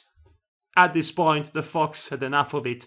Okay, I've had enough of this madness. As of this moment, any form of piratey swashbuckling is strictly forbidden. Oh, lamented Sonic. Ah, me mateys, lamented Captain Metal Whiskers. Once this uncalled for randomness was dealt with, the two alive, and alive is in parentheses, Mobians, started walking towards the village. Charles' disrespected for comical use body was left in the plane. And scene. Okay, so apparently this scene was to improve the story. This scene was to improve the dynamic between these two, because I realized there isn't much of it throughout the story. It happens at the worst possible time with the worst possible context. Yes. So you can see why it needed to be added at the definitive edition of this. Ha, ha, ha. Oh my Yeah. gosh. So, later on in the story, there is a moment in which Maximilian looks sad at the body of his former friend, Chuck, and Yeah. he finds himself wondering, why was he wearing a pirate hat? Oh dear. Yes, indeed. so continuity to the terrible joke. Oh well, that just happened. Yes, so I wanted to share this moment with you all because after this old chapter, I was pretty sure you needed some levity. Levity, he says. I suppose. It's a strong term. It's a very subjective term right now, these days. Oh, yes. Yes. Okay, so... I actually also have some levity. I found a picture of Sonny with genitalia feet. No! Putting it in Yes, chat. see, I knew you Oh, would, but I am not okay. even going to look at it. It's just all just this, just censored on his feet. I am not going to look at it. It's just I will censored. not- That's all. I will not give you the satisfaction. If I give him the satisfaction, he wins. Okay? I shall not relent. I will end this podcast now, but before we go, do you have any thoughts about this chapter? Very drawn out. Exposition, exposition, exposition. Yes, it's very exposition heavy. Anything else? Drawn out. Well, the paragraphs are technically short, so it should give you the illusion that a lot is happening everywhere. Yeah, but still, it still feels drawn out to me. Yeah. Oh, overall. yes, it is, but I have a lot of story to tell all of a sudden because, oh gosh, I have 5 chapters left in this now. And there is Yeah. backstory. Oh, you haven't even heard all of it yet. We're only just starting with the backstory, boys. Yes. Ixis Norgus was just brought in. The most interesting character. I mean, only because the VAR voices him. Well, I try my best to devour the entire landscape. Yes, I shall devour this scene with my droll and wit and cavernous voice, for I am the true writer. Oh yes, I love that it. part too. Right, so next time we shall tackle chapter 6. We are at the midpoint of this absolute train wreck. So, Yeah, we'll see about that. Let's see what happens next.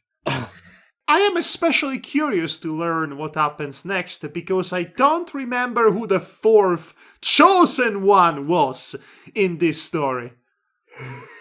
We'll have to wait and see on that front then. But This train appeared off the rails long ago and it is still falling.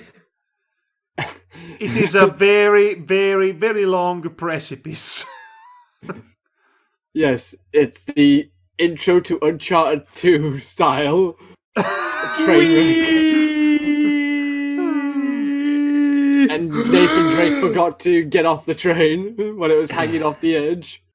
Of tomorrow. Thanks for joining us, everybody. See you next time for more of this nonsense. I have been Madhog. I've been Devakron. And I've been Icy Pal. And you have been Cursed. Bye-bye. Take care, everybody. Goodbye.